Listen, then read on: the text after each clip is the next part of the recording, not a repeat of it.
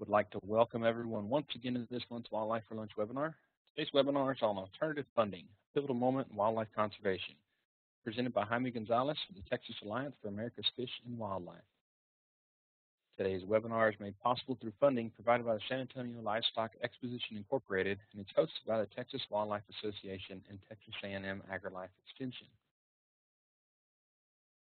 With that, Jaime, you should have the controls and you're ready to go. Well, thank you very much, Clint, for having me today. Let me introduce myself just a little bit more. So I am with the Texas Alliance for America's Fish and Wildlife, which is a coalition of different groups that are going to be working on some of the things that I'm going to be presenting today. My home base is actually just outside of Houston. I work for a land trust called the Katy Prairie Conservancy, where I serve as the Community Conservation Director. And so we'll talk a little bit about how this work that is done in the coalition can impact groups that are nonprofit or that are working outside of the state or federal realm. So we will get into that. So a couple of quick things. One is if you have questions, as Clint was mentioning, please use the way that he told you to record your questions. I may or may not know the answer to your questions today. I'm actually kind of a guest speaker. We had somebody originally slated. They asked me to do this, and I did. There are certainly people that are more knowledgeable about this issue than I am, but I'll try to do my very best. And I've been provided with a very good PowerPoint as well. So at the very end of this, we'll see a couple of emails that you can use in order to get more information past this presentation today. So let me go ahead and just give you my email address because I did not put it in this PowerPoint. If anybody wants to reach out to me directly, my email address is jgonzalez, and that's Gonzalez at katyprairie.org, and Katy is K-A-T-Y for you folks who might not know who we are. And you can feel free to contact me. I have another contact for you a little bit later on who's actually helping to coordinate this effort, Carly Robinson. So we will get to that slide in just a little bit. But we're here to talk a little bit about a potential game changer in conservation funding at the state level, particularly for the species of greatest conservation need that have been identified in the state. So one thing to note just from the very beginning is this is a process that is in motion, but it's a process that is evolving. And so we'll get into that and what that looks like. Let's go ahead and start off with just some brief facts about Texas and conservation and species diversity and all that stuff. For many of you, this will be kind of a refresher, but please just let me a couple of minutes to talk about this. So Texas is diverse. If you look at the state of Texas, there are over 30,000 species, as you can see by this slide here. If you take a look at, if you do a breakdown of the game species versus the non-game species, what you're looking at is about 59 game species for the state. That leaves over 94% as non-game. And the real focus of this talk today is going to be on non-game kind of species of greatest conservation need conservation. But the funding that we're going to be talking about can be applied to game species that are in that category of species of greatest conservation need. So it's not just limited to non-game, but much of the funding will support non-game species. That's important to note. Okay, so I don't think I need to tell anyone about all the tremendous issues that we have in terms of getting the energy to Texans where they are and wherever they are. Also, the landscape of development of natural or of energy resources across the state, including Eagle Ford Shale and other places. So one of the things that we wanted to point out here is that there has been an ongoing dialogue with the energy community in Texas and with folks who advocate for wildlife as to how we could maybe work more closely together. And this conversation has been going on nationally as well. But we have power needs, we have energy needs in the state. And so, how can we collaboratively find a pathway forward that allows for wildlife to thrive, and where we can also meet these needs even for green technologies and energy like wind power. All right. So one of the things to note is that it's become obvious to many across the state that wildlife has many challenges. So recently, white nose syndrome was detected in the Panhandle just this spring. That's a disease that's really devastating bat populations, especially in the eastern part of the U.S. There was a snake fungal disease that was detected in Bexar County earlier this year. And then, anybody who's familiar with chronic wasting disease and how much trouble that causes, these zoonotic diseases are getting they're striking whole populations of animals, including amphibians, which I didn't mention. And so that's one of the bigger challenges in terms of safeguarding these species of concern. Added to that, we have a whole raft of invasive species that are taking a toll in terms of modifying habitats, outcompeting native species, both game and non-game, and generally causing havoc and a lot of economic ruin as well.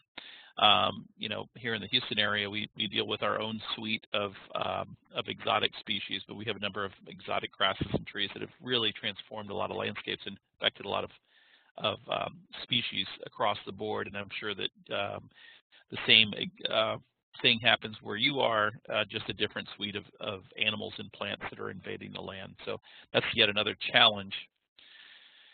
But one of the things that we wanted to point out, and there you go, is that you just never know how these things translate online, is that although many species in Texas are in decline and have registered a big decline in the last 40 years, we've been in this position before where we've seen species that are in great conservation need and needed to bump up that population. So give you a couple of examples. In the 1930s, outdoor enthusiasts recognized problems with Rocky Mountain elk. You can see the numbers here. At one time, there was this population was down to about 41,000 individuals, and it popped up over time to over 1 million. So this was not an overnight success. This was something that was obviously in the making for decades, and it took sustained effort, but it could be done. Other great examples of this across the country: pronghorn antelope, which inhabited much of Texas at one point, but now are kind of restricted toward more the western part of it. But at one point throughout the West, there were only about 13,000 pronghorns left. And with conservation efforts, that number has bumped up to 700,000. Same thing if you look at turkey populations. They started in the 1930s with efforts to save wild turkeys, and it's taken 80 years to do this. But if you look at those numbers of individuals and how they've rebounded and are coming back to parts of Texas that they haven't been in a long time, it's very encouraging. So I think the take-home point here is that we can do well with time and with money. Same thing with the white-tailed deer population. Some people would maybe say we have too many deer now, but it's interesting to note that back in the 1930s, that the numbers of white-tailed deer throughout the country were less than 500,000, and now we have over 20 million. But as those conservation stories have been building and progressing, we've also seen a lot of species that have been really challenged in terms of survival and abundance. Whooping crane is a perfect example of that. It's on a slight upswing, but it's by no means safe. And if you look at the number of invasive, or rather this number of species that are listed in the U.S. For protection, that number has very steadily increased from about 300 in 1980, and today it's over 1,600 species that are listed. So that's that is not an encouraging figure, but it's one that we hope that some of the work that we're going to be talking about in terms of finance will ameliorate that. So in terms of where we are currently, I think that most of you on the phone or on this webinar probably understand something about the financing for conservation of these species of greatest conservation need. One of the things that the Texas Parks and Wildlife Department does is they have these conservation plates. Many of you probably have it on your car as we speak. And as you take a look at these numbers for where they started off in 2000 and where they kind of left off in 2016, I think the important take-home point here is that these plates bring in something like $200,000 a year. But because the estimate for taking care of all of these species of concern and their associated habitats is so large that even though Texas has 1,310 species of concern, the license plate fees that are generated, which are great, it's a great program, but that can only fund conservation of about 10 projects per year in a state that is as large and as robust as ours. So obviously there needs to be something added to this mix to help close the gap between the need and the current funding. And this is just another slide that kind of shows license plates sold over that period of time as well. So one of the things, let me back up real quick once, I forgot to say, is that kind of setting the stage for why we need this money and where this money is going to come from, is that the need has been estimated to be between $66 and $85 million a year to enact what's called the Wildlife Conservation or the Wildlife Action Plan for the state of Texas. So each state has to, in order to secure federal funding, they have to come up with a wildlife action plan, and they have to revise this every 10 years. The last revision in Texas was done in 2015.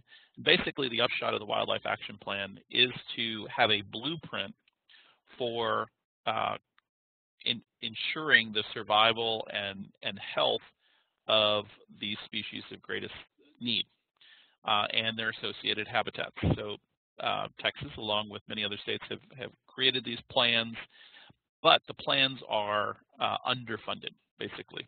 And so when you look at the license plate fees generating about $200,000 a year, and then you look at the need to activate and really implement that wildlife action plan with Texas Parks and Wildlife and all its many partners, they believe that need is about $66 to $85 million a year. Obviously, there's a huge gap. And that $200,000, by the way, is not obviously all the money that gets spent on non-game species or species of concern, but there's a huge gap between the need and the money generated right now and spent on conserving these species. And there's some issues with future funding. So obviously, sportsmen and women help provide some of the money that is used to do some of this vital work, a lot of the money. But if you look at the percentage of folks in the population that are hunters, this has been on a downward spiral for some time. And if you look at 2040, that number, if it correlated with that dotted line, it would be pretty scary to think about relying on licensing fees and other things, duck stamps and things, to provide all the money that we need. So there needs to be some other mechanism that is combined with what's already going on in order to get us where we need in order to take care of all these species in their habitats. So if you take a look, this next slide is a species of greatest conservation need, and what is it?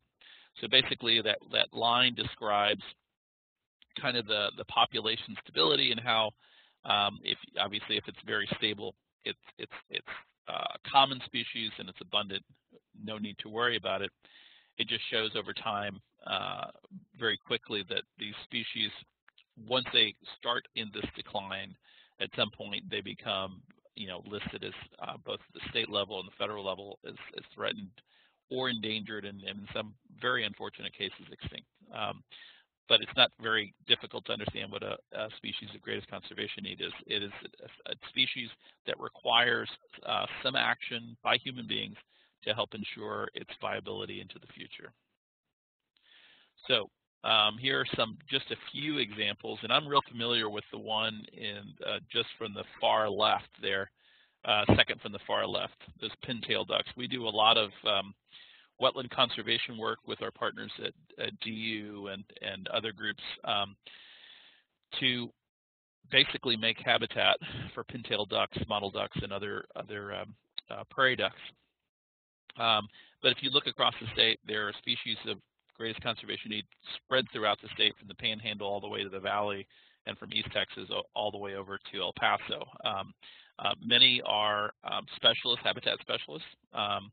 Some of them are facing multiple pressures at one time, as we were talking about invasive species, diseases, sometimes temperature fluctuations or catastrophic events have really knocked back isolated populations. So anyway, I think a lot of you are very familiar with the issues that are happening with wildlife and the need to step in and do something about it. Let's talk about the Wildlife Action Plan real quick and what that means. So as I stated earlier, every species has a plan to address species conservation. There are more than 15,000 of these species, and actually I said it was like 1,600. It's actually 15,000 species nationwide. But here in Texas, we have about 1,300 that have been listed. And if you ever want to see what that looks like, if you just go to the Texas Parks and Wildlife website and you go under wildlife, you can access a current species list that was just updated, I think, earlier this month, that will show you which species are on that list of the 1,310 species in Texas. So if you don't know if species in your area is listed, I highly recommend that, and we can send that after as well as an attachment. But the Texas Conservation Action Plan provides kind of a roadmap to recovery of the species that are on that list. And folks have been working on these wildlife conservation plans or action plans for a long time. They've been learning a lot. A lot of it is, situated on research that's going on. Some of it's observational data. But basically, if you download this Texas Conservation Action Plan, it'll give you an idea of what priorities exist and which species need to be recovered, and in some cases, how they can be recovered. So this leads us to the major game changer that I mentioned on the first slide, and how this could really set the table for a transformative financing of bringing these species back or getting them into a better position. So there is a process that was started several years ago called the Blue Ribbon Panel on Sustaining America's Diverse Fish and Wildlife Resources.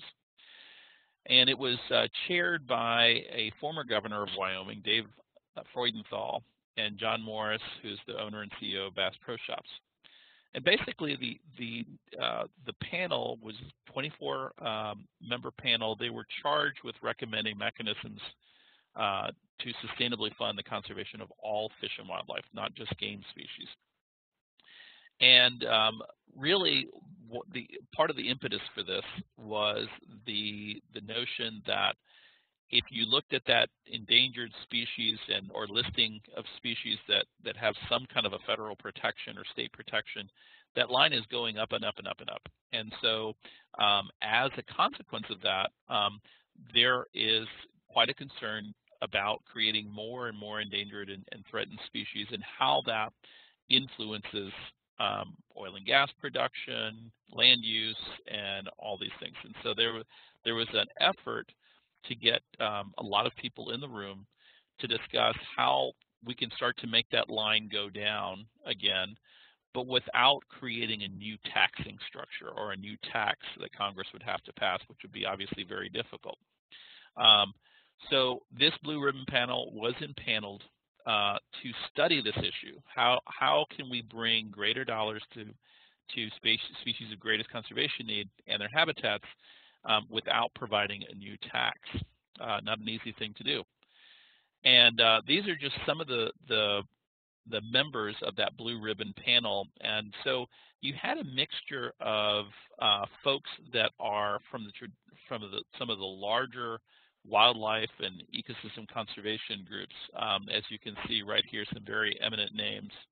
But you also had a lot of folks from the sporting community. So many of you are way more familiar with these wonderful folks than I am.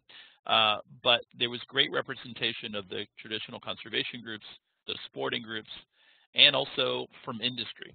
So there have been several very highly placed oil and gas industry folks, as well as from Toyota and other places that have vested interest in this area, but also wanted to be collaborative in this process. And so we had the political sector, the industry sector, the wildlife sector, and so that was part of what made it so such a groundbreaking thing, because we had all of these stakeholders really at the table.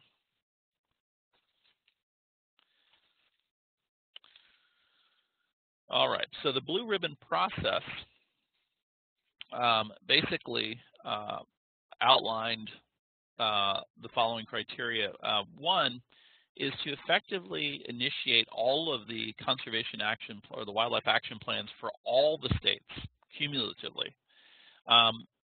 Whatever new funding source they came up with would have to provide an additional $1.3 billion per year that was non-competitive with other funds that are already dedicated towards this goal.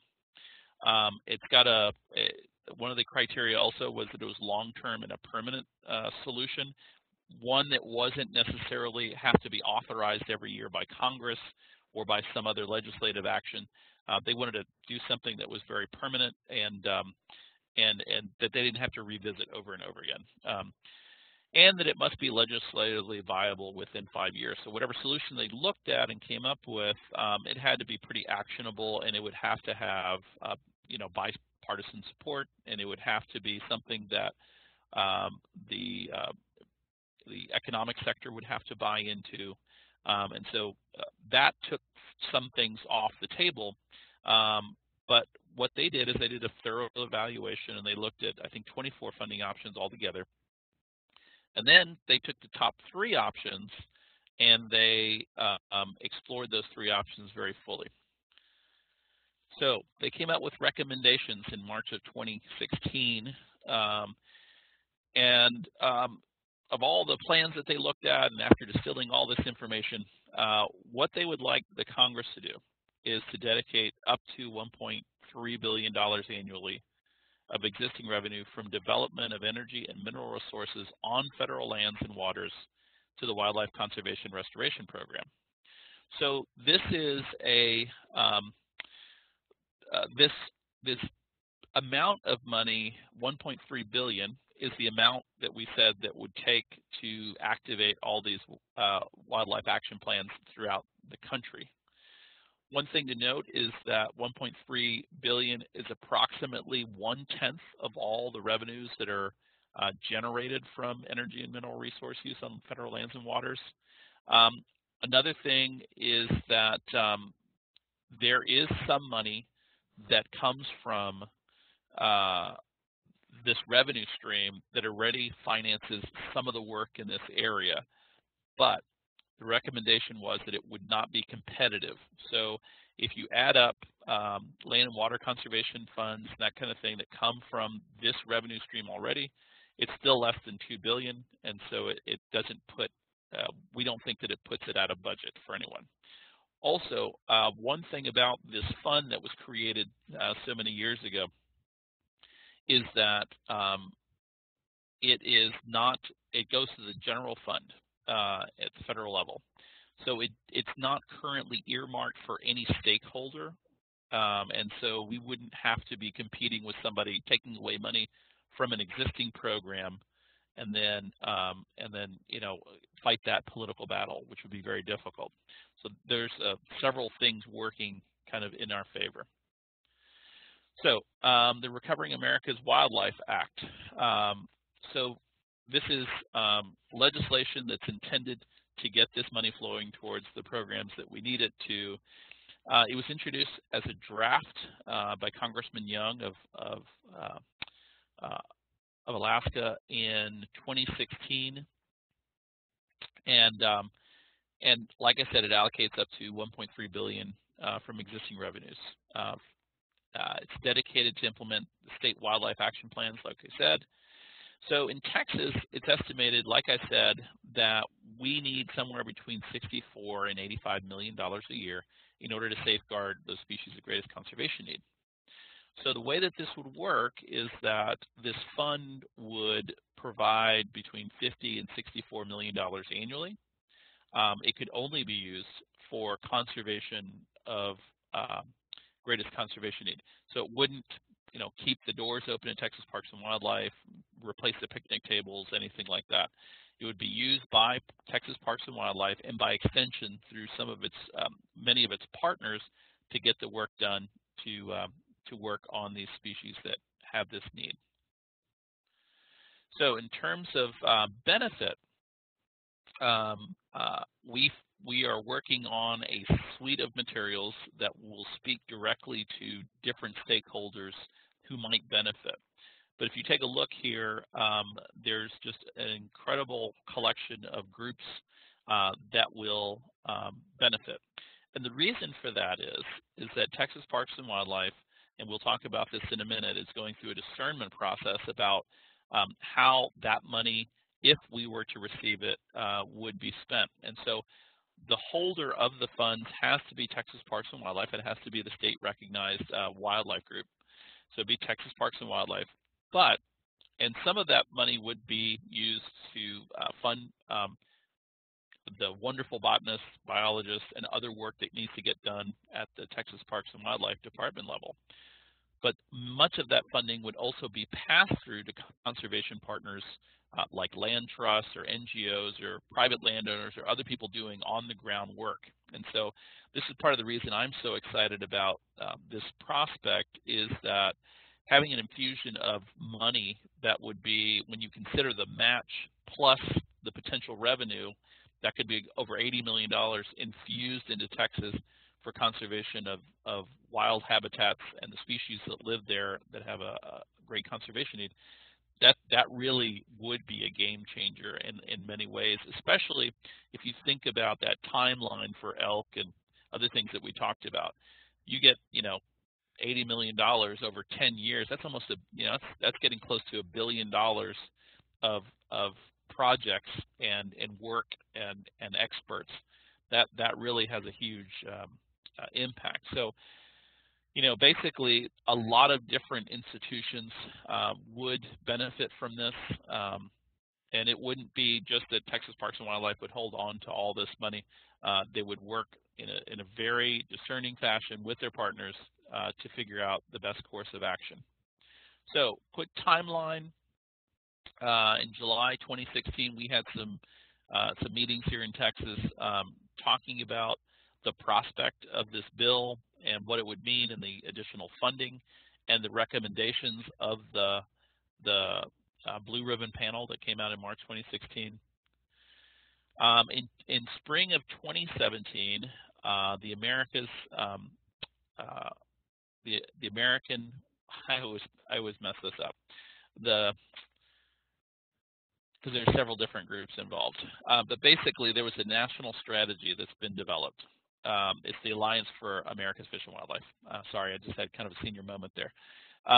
But that coalition of groups, which many of them are national groups, they embarked on a national strategy. So one thing that was necessary is to make sure that we had um, the all the messaging correctly, the asks in terms of what to do and all that, the graphics, the logo, all that ready to go, so that eventually once groups start engaging with decision makers, stakeholders, that kind of thing, they're going to have the materials and the wording and the correct language to use to be most effective in getting this done.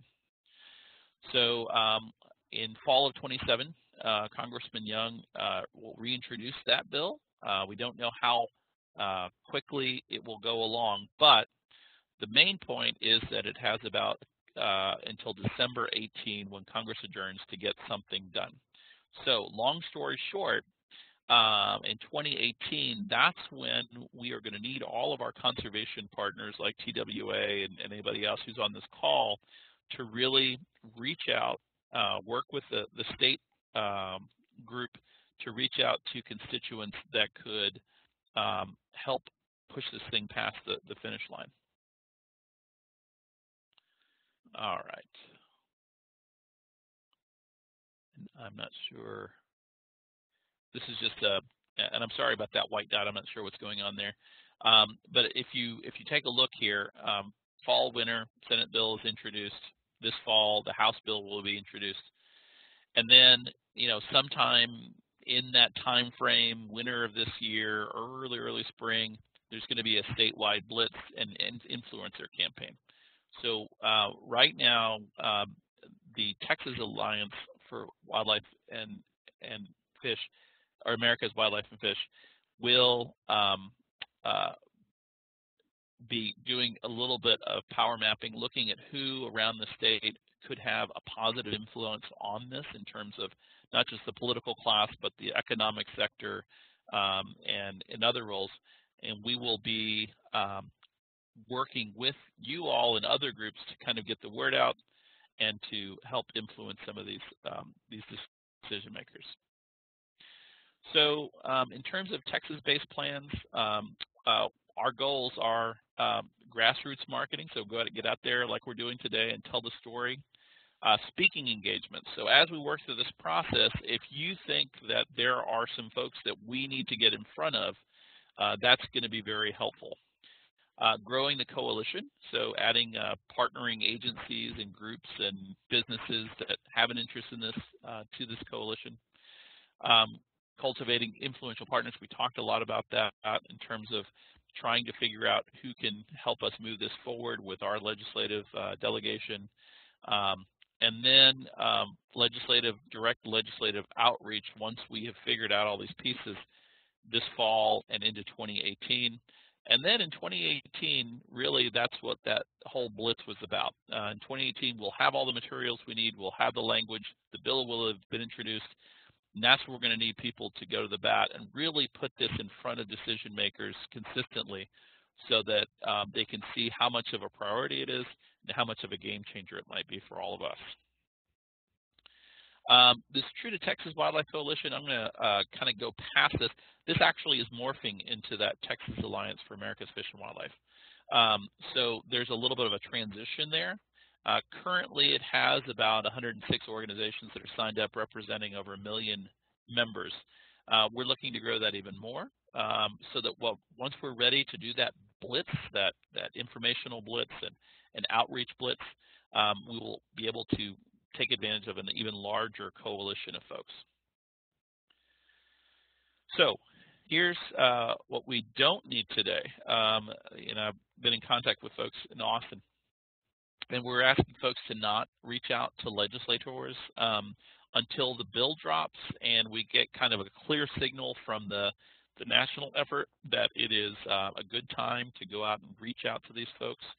What we don't want to do is we don't want to give people partial information or inaccurate information ahead of a bill that we'll have to do everything we can to get passed.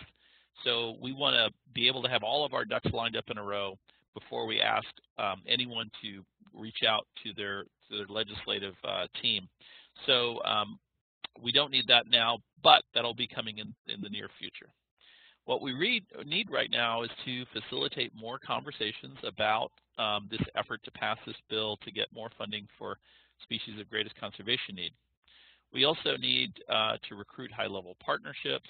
So in the future, like we said, some legislative meetings, meetings with influencers around the state, especially in the business community, and then prepare to spread the word. So one of the things that we'll be working on is kind of how do we get the word out to all of our conservation partners throughout the state so that we can be on the same page, but we can also support them in their quest to put this in front of people.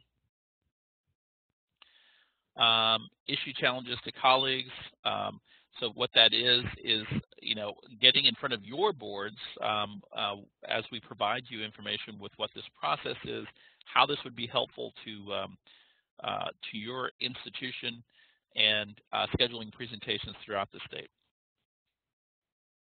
So one of the things that you can do just right now is you can interact with us in terms of getting more information.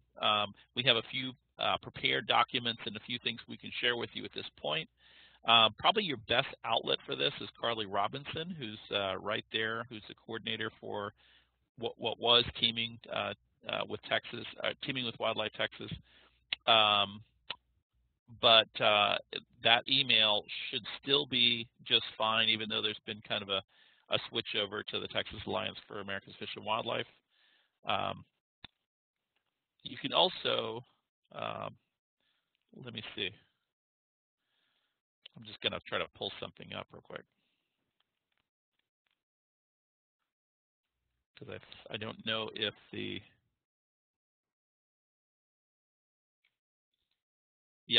so they have not made the URL switch over yet. So if you go to that website, teamingtxwildlife.com, they haven't made a URL switch to the new name for the state coalition. So it will give you some supporting documents for the Alliance for America's Fish and Wildlife. It will also connect you with the species of greatest conservation need. And you can also contact Carly and other people involved in this alliance.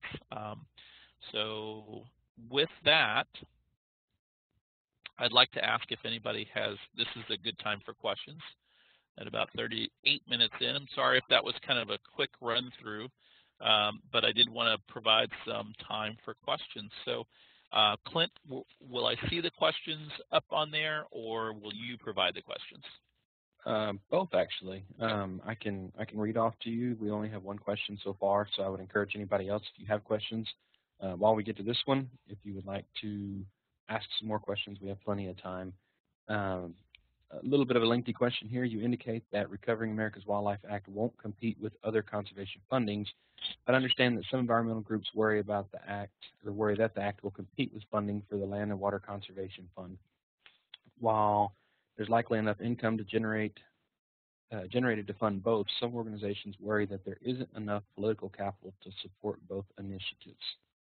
Yeah, so that's definitely a concern. From what we're hearing, so apparently the ask in 2016, I believe, for that fund was $600 million, and so you can't just tack on $600 million to 1.3 without some sort of dedicated and effective political campaign. So I think one of the things that the Blue Ribbon panel was very strong on was the fact that it not be competitive, that it would be additive. So they don't want to rob Peter to pay Paul, as it were. So we can't, because the bill hasn't even been really dropped or anything, we can't know for sure. I will just say that the intent of the Blue Ribbon panel has been to have it not be competitive, but rather additive. So I'm not sure what kind of mechanisms they will include in a potential bill to make sure that that doesn't get done, but we should know something this fall. Okay. Another question that came in that asks, are Bruce Culpepper with Shell and Greg Hill, ESS from Texas? Yes, that's my understanding. They are from Texas, and as we are going through this discernment process of reaching out to folks, those folks definitely figure into the mix, and they're thought leaders, and we want to we want to have the support. Obviously, the oil and gas industry in Texas is very strong. It plays a huge role, especially here in Houston and other places. So we will be cultivating those relationships and seeing how we might be mutually beneficial in getting this forward. Okay. Can you explain a little bit about the matching process? So the matching process, let me continue going, because Richard Heilbrunn, who gave me this PowerPoint presentation, has a great section here in terms of a couple of things, because I think part of the trepidation might be that folks think that we have to secure all of the maps through the state, and sometimes the state has been a little bit reluctant to take federal money if there's a big match. So Texas Parks and Wildlife did an analysis of this to see where matches might come from, because it was such a concern. And the match can come in a number of different directions. One is if university is conducting research, that can serve as those dollars can serve as match dollars. Things like land donations, in-kind costs, and competitive grants. So it can come from public or private. And the match is 25% basically for one of these projects.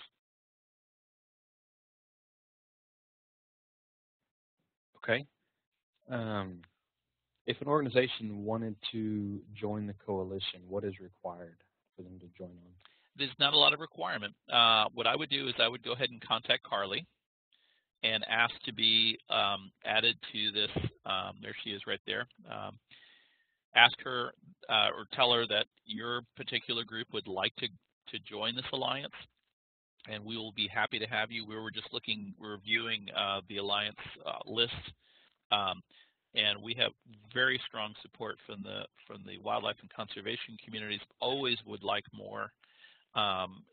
And what we're doing is we're also going out and we're looking at where we can find even more connection with the business community. We do have some business partners, which is great. We're looking for more of that connection. So I would just go ahead and contact Carly on that, and she can set you up.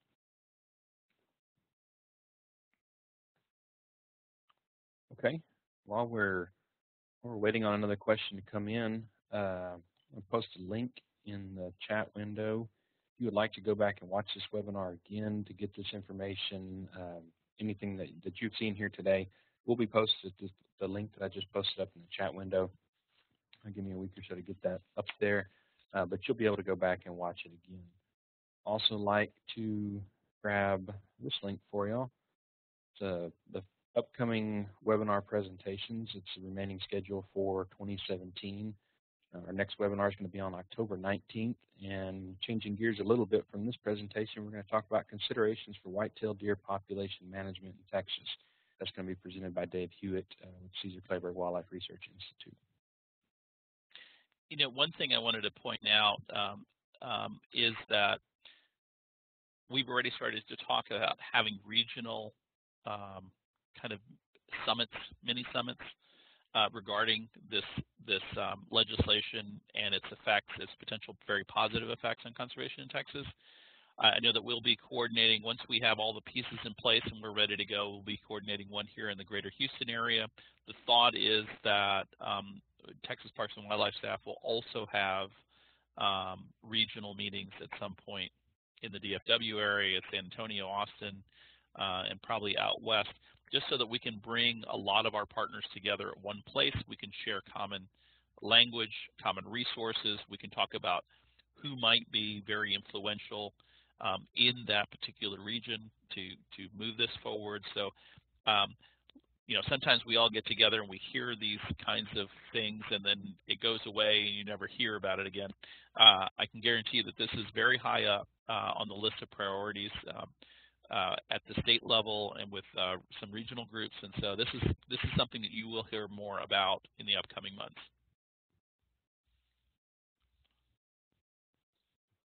Very good. Doesn't look like we had any more questions come in, so with that, I guess we'll go ahead and sign off. Jaime, I really appreciate you taking the time to present for us today. Outstanding topic that I know that we're going to be hearing a lot more about in the near future. Well, I thank you, Clint, and all of our conservation partners in TWA for the outstanding work that that you guys are doing. And I'll just leave it with this: this funding is not just for wildlife restoration, habitat restoration. It's for research. It's for education, which TWA does a fabulous job with.